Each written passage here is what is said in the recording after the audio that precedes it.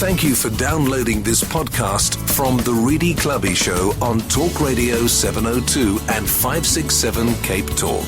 For more, please go to 702.co.za or capetalk.co.za. Your family, your community, your country, your responsibility. Be the best citizen you can be. Find the Bill of Rights on leadersay.co.za. The Naked Scientist on Talk Radio 702 and 567 Cape Talk with Reedy Clubby.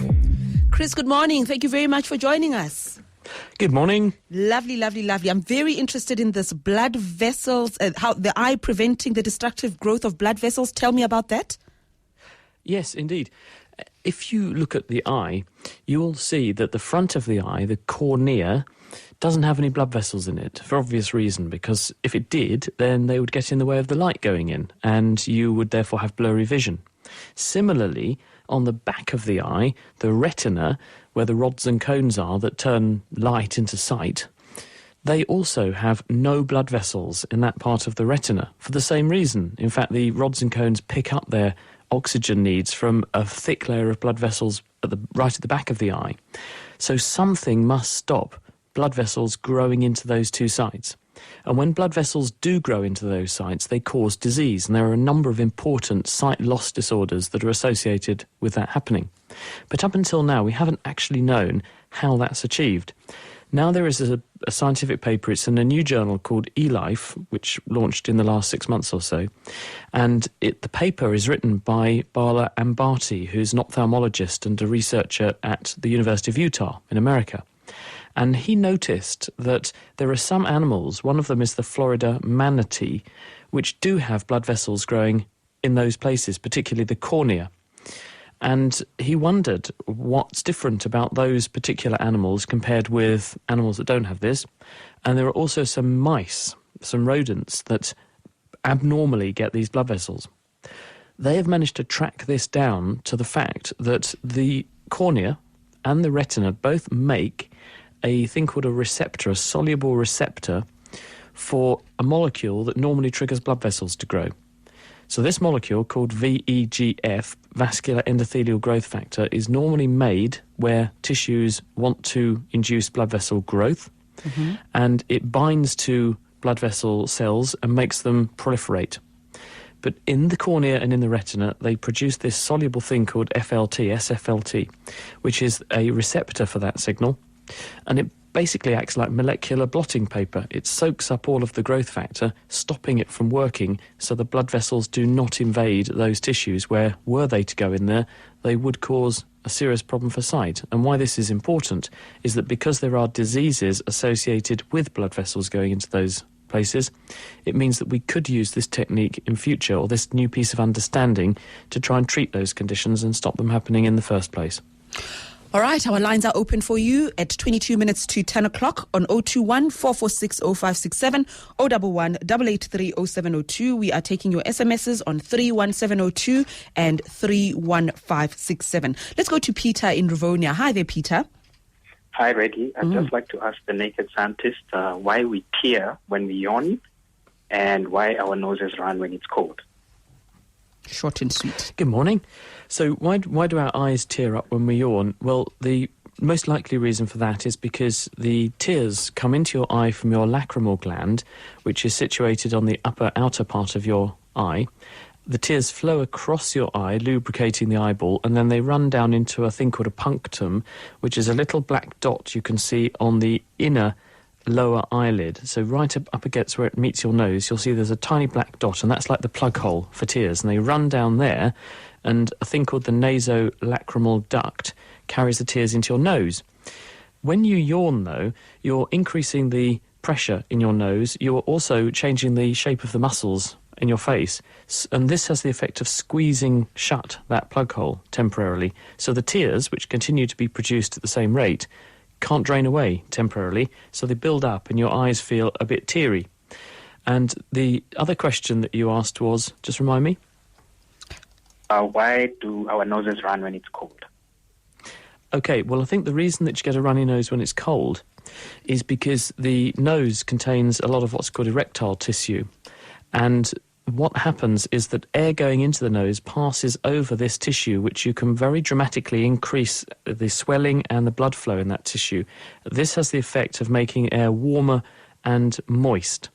So when you breathe in cold air, I think what this does is it triggers the nose lining to increase its blood flow and increase the activity of that erectile tissue in order to make the air warmer and damper, and some of the water that gets produced then condenses and can dribble out.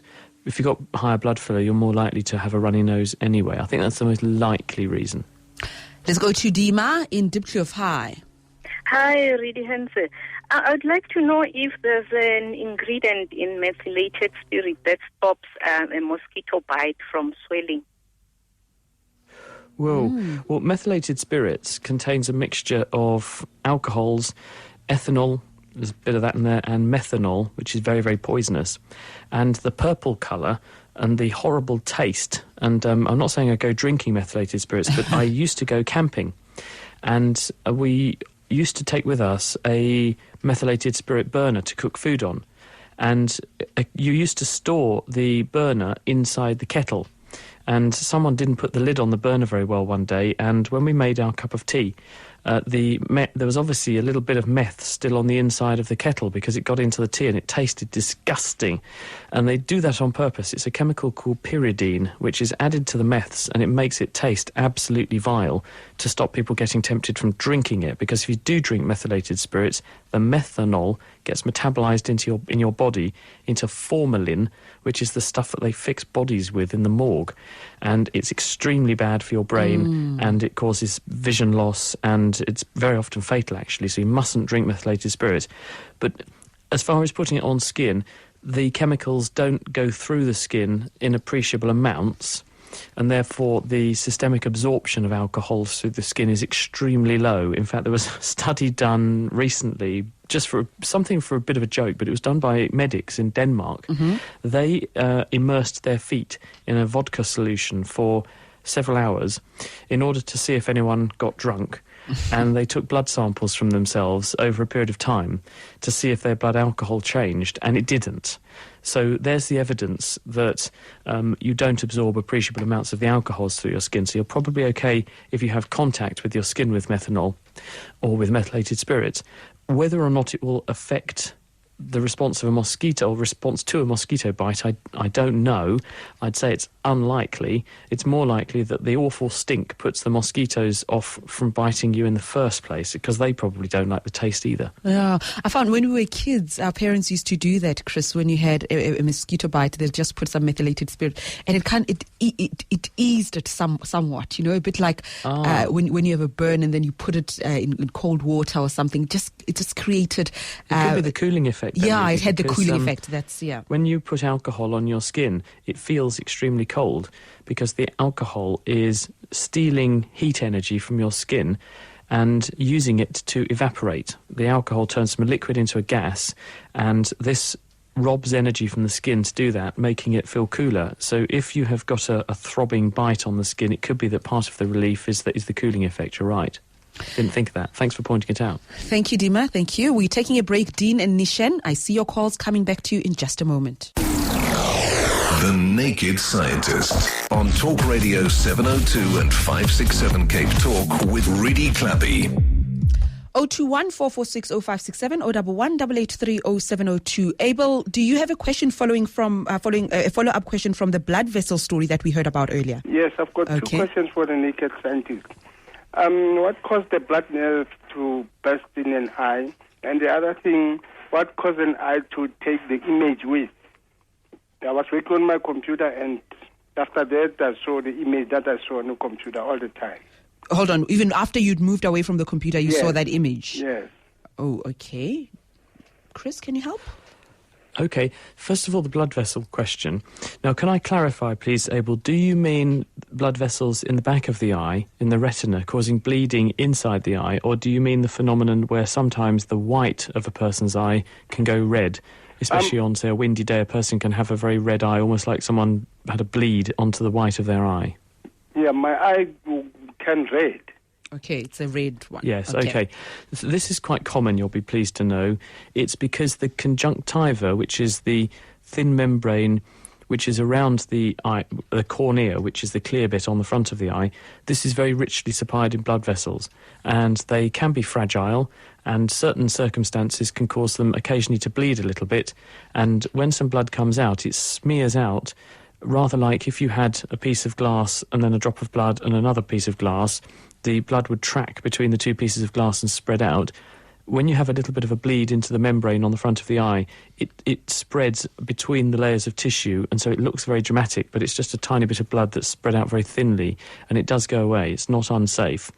I thought you might also be referring to the fact that some people, and this is very common in people, for instance, who have diabetes, if it's badly controlled, they can get blood vessels forming in the back of the eye, growing into the retina, because the retina doesn't have a good enough blood supply, and those new blood vessels tend to be a bit leaky, and they sometimes pop, and you get a little bleed into the retina, and this can be dangerous because the iron in the blood appears to be toxic to the rods and cones, and so an ophthalmologist will take a look at a person's eye with a camera, and they can then use a laser to zap these new blood vessels, which are weak and might burst, and stop this from happening. Now, your other question referred to what we call latent images.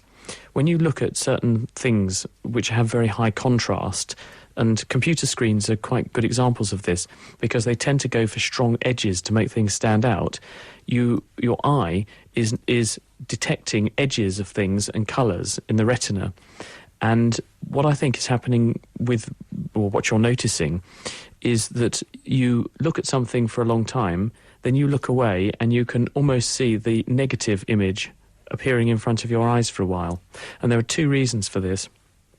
One is that when you look at something, light from the thing you're looking at is hitting the rods and cones in the eye, and it is hitting a chemical in those rods and cones called rhodopsin. And every time some light hits this molecule of rhodopsin in one of the rods or cones, it causes some of that rhodopsin to be used up.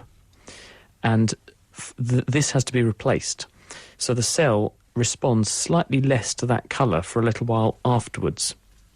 And so when you look at something which is a certain colour for a long time, and then you look away and look at something different, the rods and cones that were responding to that colour now become correspondingly less active than they were before, and the rods and cones that weren't being used very much because there wasn't very much of that particular colour in that surface, when you look away, they become correspondingly a little bit more active for a little while. And this has the effect of making the colour perception change temporarily. That's part of it. The other part of this is that there's also some processing that goes on in your retina. It's not just a question of some spots of light come in and then they're transmitted to the brain. The retina has a number of layers in it which also help to process or decode what you're looking at. And there are what are called surround inhibition effects. And some of the cells in the retina are switched strongly on and they turn off the things next to them. The idea being that only those cells which should be switched on are strongly active. And this has the effect that when you look at something, you see nice clear edges, and it's clear where one thing starts and another thing stops. But then when you look at something different, then it takes a little while for that processing to change and readapt to the new situation, especially if you've been looking at the thing for a long time.